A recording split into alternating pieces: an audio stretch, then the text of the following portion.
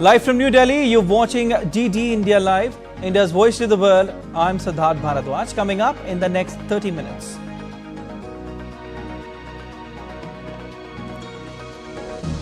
Once defiant about continuing the presidential election run, US President Joe Biden now soul-searching about dropping out as intense pressure continues to mount from within the party.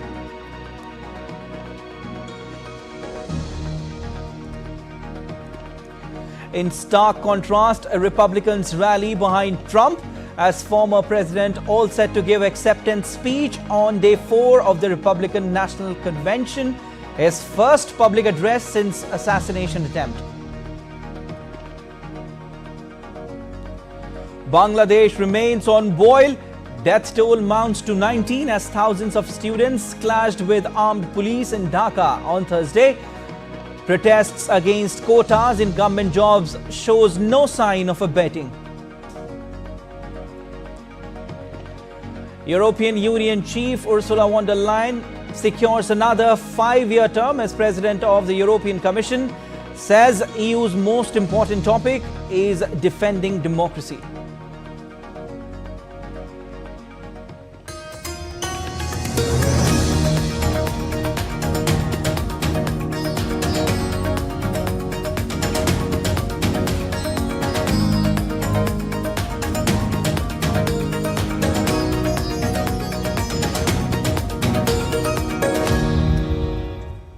Republicans assembled in Milwaukee for the 4th and final day of the Republican National Convention have officially named their candidate for the presidency, which is yet again Donald Trump. His brush with death has fueled the growing quasi-religious fervor among the party faithful, elevating him from political leader to a man supporters believe is protected by God. Immigration has taken center stage at the convention, with numerous speakers slamming President Joe Biden's border policies and falsely linking immigrants to violent crime. Half of Republican respondents to a poll this week said they agreed with the statement that the country is in a crisis and needs a strong president who should be allowed to rule without too much interference from the courts and Congress. The US presidential nominee Donald Trump will be taking the stage in a short while at the Republican National Convention to accept his party's presidential nomination.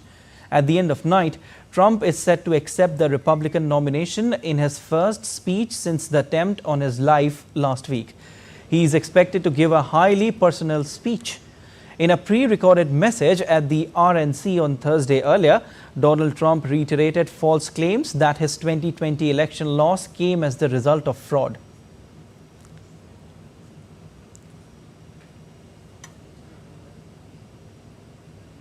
All right, and DD India correspondent Caroline Malone is joining us from Washington, D.C. to give more information on this. Hello, Caroline. Donald Trump will be taking center stage in a while from now at the Republican National Convention to accept his party's presidential nomination. What is the mood on the ground right now? And what are people saying there? What are their thoughts after what happened with Trump a few days back?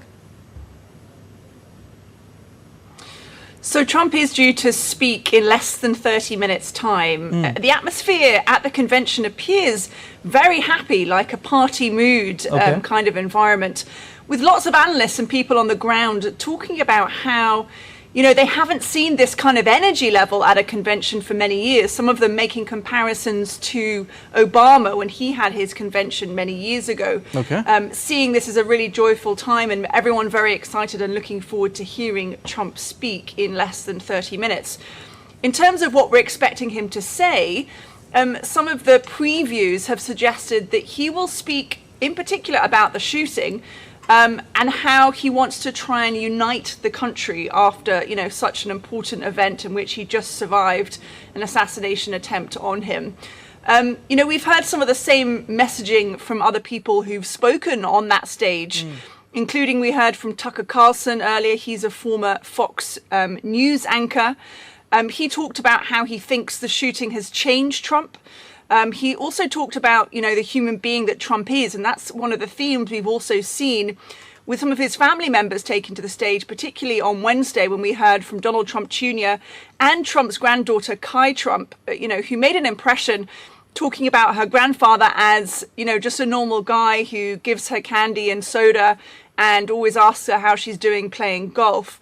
So it seems that, a lot of what is happening on the stage at this convention is both in reference to the shooting, how grateful people are that Trump survived, but also humanizing him and making him someone that's more relatable to the general population.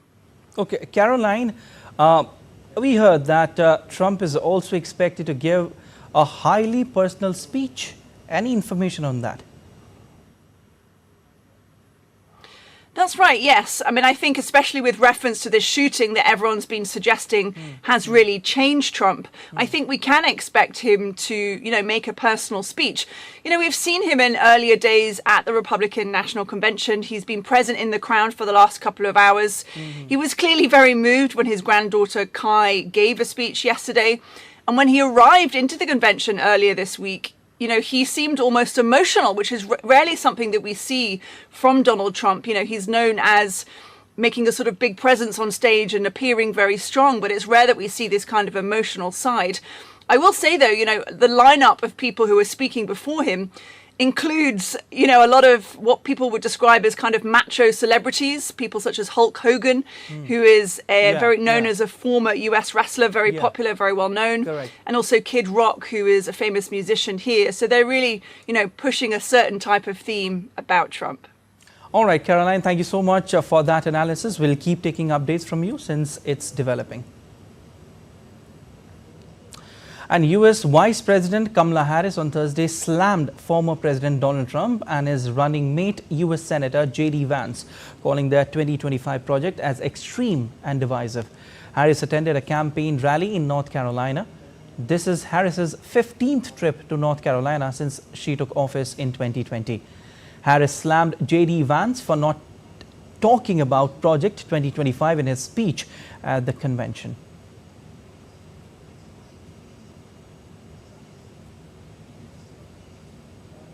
So some of you may have heard Donald Trump's running mate deliver remarks at the Republican National Convention. He talked about his life story about growing up in Southwest Ohio, and it was compelling. It's a compelling story. And it was not the full story.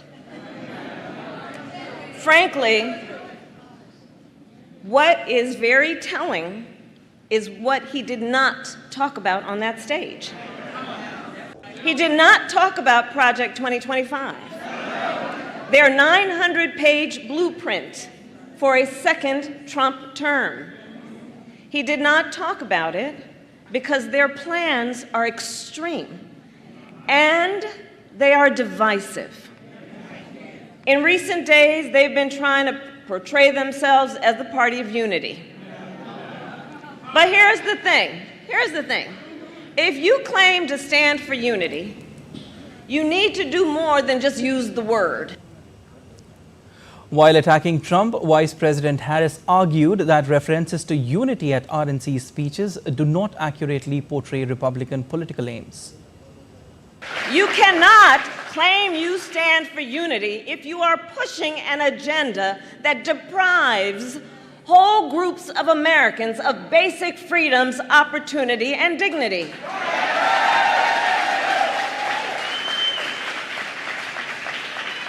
You cannot claim you stand for unity if you are intent on taking reproductive freedoms from the people of America and the women of America. You cannot claim to be for unity if you try to overturn a free and fair election and threaten to terminate the United States Constitution. And you cannot claim to be for unity when your entire economic agenda is designed to prioritize billionaires and big corporations over the middle class. Former President Donald Trump met with Secret Service Director Kim Cheadle on Tuesday, with the meeting coming amid intense scrutiny of the Secret Service's handling of the rally at which Trump was shot. As per various news outlets, meeting took place at the Republican presidential candidate's hotel in Milwaukee. The meeting comes 3 days after the shooting at his rally in Pennsylvania, which left Trump with a bleeding ear. Though it was not clear what was discussed, Sheetal said that the shooting at Trump's rally was unacceptable and that she would not resign. Top Republicans in the U.S. Congress have called for her to resign. She has agreed to testify before the U.S. House of Representatives Oversight Committee on July 22nd for a hearing.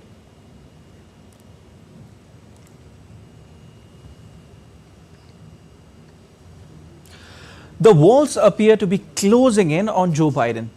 The U.S. president is facing the strongest calls yet to step aside and withdraw his candidacy for the second term. He is currently self-isolating, having tested positive for COVID-19. Benji Hire has been following a difficult 24 hours for the president. The avalanche of pressure on Joe Biden to stand down has picked up speed significantly as concerns grow over his health, age and fitness for office. Lawmakers at the very top of the Democratic Party, including Senate Majority Leader Chuck Schumer and former House Speaker Nancy Pelosi, are making it known, albeit through media leaks, that they think President Biden has little or no chance of beating Donald Trump. Even Barack Obama has pitched in, reportedly telling allies that his once vice president needs to seriously consider the viability of his candidacy. Weeks on from a stumbling debate performance, recent polls show nearly 2/3 of Democrat voters believe Biden should remove himself from the presidential race. The White House and Biden's campaign remain undeterred. So far, the 81-year-old has served up a temperate, stubborn defiance. But if you take it as a given that there is dissent at the very top of the party, the president's days as a candidate could well be numbered. He is the figurehead of a party disunited, a stark contrast from Republicans who are falling in line behind their nominee following Trump's close brush with death. Benji Haya in Washington, reporting for DD India. All right, news from Bangladesh now, where the country continues to simmer as 19 people have been killed and hundreds of others injured in countrywide protests so far. 13 people were killed on Thursday alone as thousands of students clashed with armed police in Dhaka, the worst day of violence so far in protests in Bangladesh against a policy that sets quotas for the allocation of government jobs. Hundreds were injured as police fired tear gas and rubber bullets to break up groups of protesters who torched vehicles, police posts and other establishments. Protesters also attacked on Bangladesh television headquarters in Dhaka. The Bangladesh authorities cut some mobile internet services to quell anti-quota protests. Meanwhile, country's Law Minister Anisul Haq said a judicial committee is going to be formed to probe all the deaths centering the ongoing quota reform protests. He also reiterated his call for withdrawing students' movements. The United Nations has also urged the Bangladesh government to protect the protesting students demanding quota reforms in the government jobs against any form of threat or violence.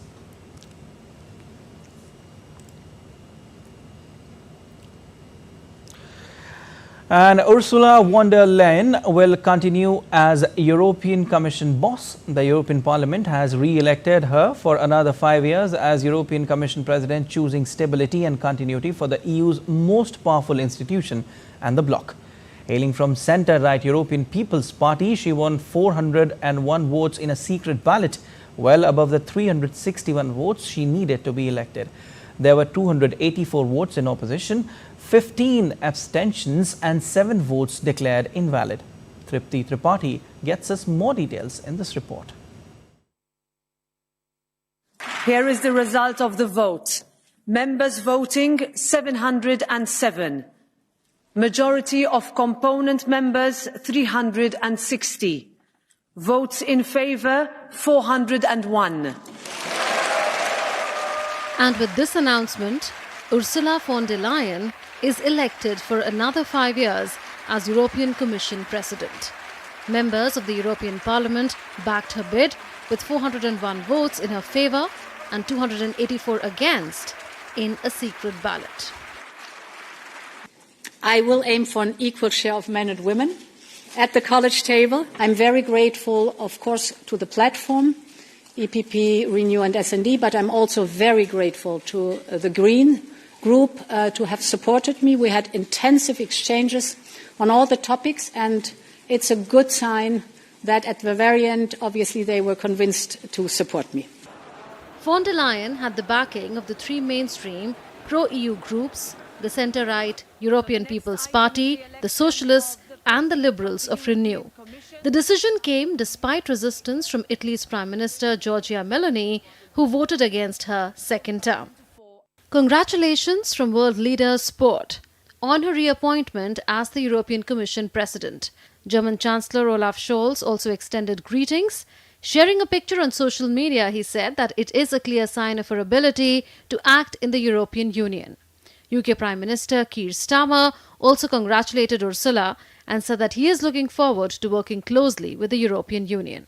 Von der Leyen has pledged to create a defence union and stay the course on Europe's green transition. She has also promised a raft of climate policies, including a legally binding EU target to cut emissions by 90% by 2040.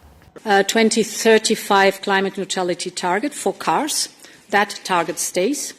And we have to create predictability for investors and manufacturers and, of course, customers. Getting there will require, indeed, a technology-neutral approach in which e-fuels have to play a role. She also pledged to support Ukraine for as long as it takes in its conflict with Russia.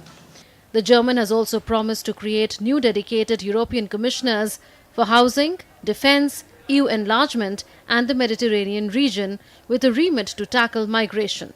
Von der Leyen also proposed a Europe-wide air defence system and cyber protection as projects of common European interest that could attract EU funding.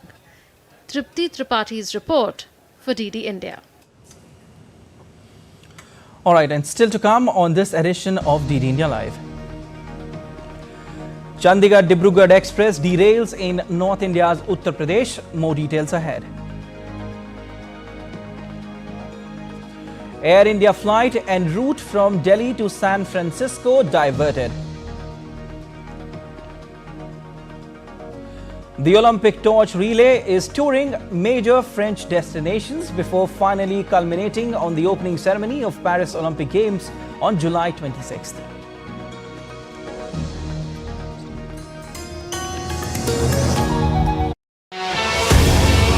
As the world gears up for the biggest sporting extravaganza, Olympics 2024, we at DD India are all set to bring you reports, reactions and all the latest action from Ground Zero.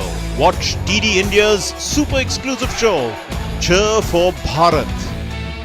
Only on DD India from July the 22nd at 6:30 p.m. IST, 1 p.m. GMT. Get ready to cheer for Indian athletes at the Paris Olympics 2024.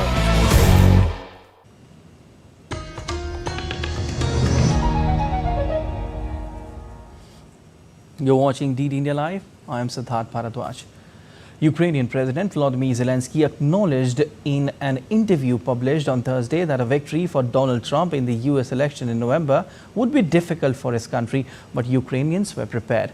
Zelensky, speaking to the BBC while attending the European Political Community meeting in London, questioned what would be the price of Donald Trump's plan to end the war in Ukraine.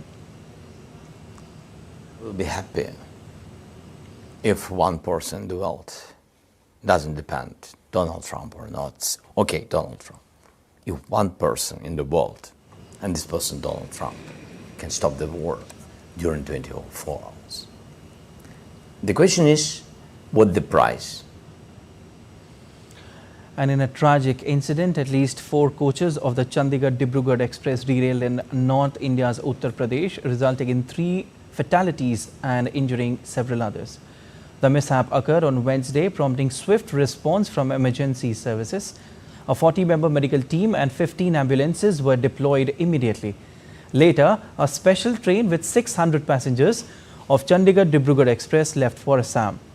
Meanwhile, the Ministry of Railways has announced compensation of Rs 10 lakh each to the families of deceased, Rs 2.5 lakh for grievous injuries and Rs 50,000 for minor injuries in Chandigarh-Dibrugarh Express derailment. In addition to the Commissioner of Railway Safety Inquiry, a high-level investigation has been initiated into the rail derailment accident. Air India flight AI-183 en route from Delhi to San Francisco made an unscheduled landing at Krasnoyarsk International Airport in Russia on Thursday due to a technical glitch. The Boeing 777 aircraft with all 225 passengers and 19 members of the flight crew landed safely and no injuries have been reported among the passengers or crew.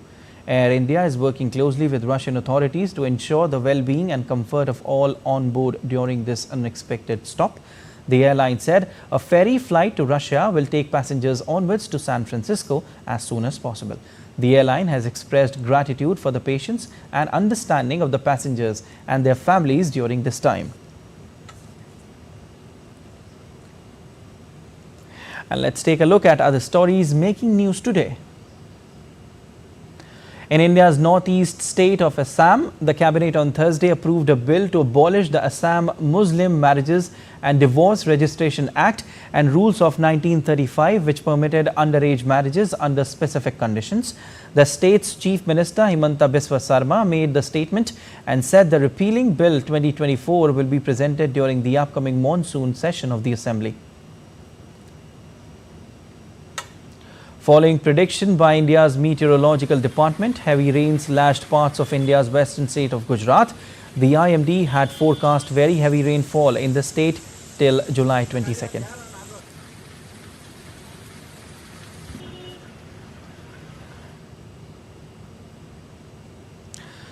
And with the upcoming Paris Olympics 2024 just around the corner, the Olympic torch relay made its way through the department of Vas on Thursday. Stage 60 of the relay saw torchbearers start in Compiègne before finishing up in Beauvais, where 1996 French Olympic fencing champion Sophie Moressi-Pichot led the cauldron. Friday's stage will go from Château de Temerico to Soissy-sur-Montmorency. The relay will culminate with the lighting of the cauldron in the host city Paris during the opening ceremonies of the Games on July 26th.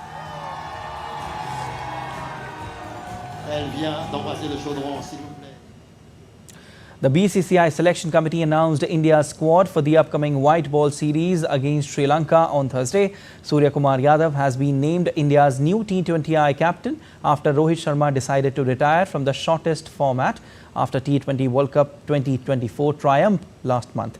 Both Rohit Sharma and Virat Kohli are included in the ODI squad as India kick off their early preparations for next year's ICC Champions Trophy. In major changes, KL Rahul and Shreyas Iyer return to the white ball cricket for the first time in 2024. Senior cricketers Hardik Pandya, Rishabh Pant, Mohammad Siraj, Arshdeep Singh and Aksar Patel all return to the T20I setup. Jasprit Bumrah has been rested for the series.